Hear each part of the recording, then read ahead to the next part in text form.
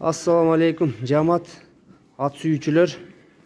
Бүгүн сатууга ушул тору кулун чыкты. Кулундун чоң экен. Бою карагылачы, аябай чоң кулун экен. Сөөктөрү бузук. Өзүн азыр жакшы эптей албаган баягындай. Бутолдун узундугунан туугандар.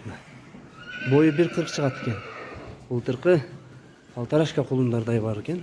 Былтыркы палтарашка азыр шунда жабак болуп айтылып калат, ошолордой чоң кулун экен. Аркаңкы эки буту ак. Жаныбардын омуру жагын байкагыла. Алдыңкы эки буту, буттарында шишиктери жок. Жаныбар башындагы өйдө алып жүрөт экен. Сору жагын көрсөтүп коеюн, сорузу. Мойнун туугандар, турбага байланып туруп, ошол жерин түшүрүп алыптыр. Эч кандай жара пара, чака же андай жок. Астындагы турбага чөп жегенде түшүрүп алып ушундай.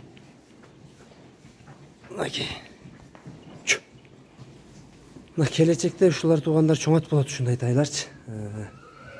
Чоң ат кылам дегендерге мына ушу кулунду көргүлө, номерлерин жазабыз.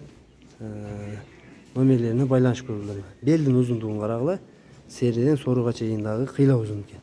Азыр тишин дагы көрсөтүп коелу, тишин бир. Тишин ачып койгон. Тай өзү. Ой, жаныбар. Карматпай атат тишин. Тишин ачтырбай койду туугандар. Тай азыраак болуп атыр, тишин ачтырбай койду азыр. Ушу болду кулун. Тишин тилекке каршы көрсөтө албай калып туугандар. Тишин ачтырбай атат. Азуулук кылып атат. Негизи бирок моктого жетелегени баягы жүрүм туруму уже колго көнүп калган. Жетелесеңер базып чөп жеймин жейт. Мына буттардын узундугун карагылачы, шодоюп. Кулундун толук көрүнүшү. Дарега Аксы районунун Кербен шаарында номерлерин калтырабыз, астына баазын дагы жазып калтырабыз. Кулундун алды жагынан көрүнүшү.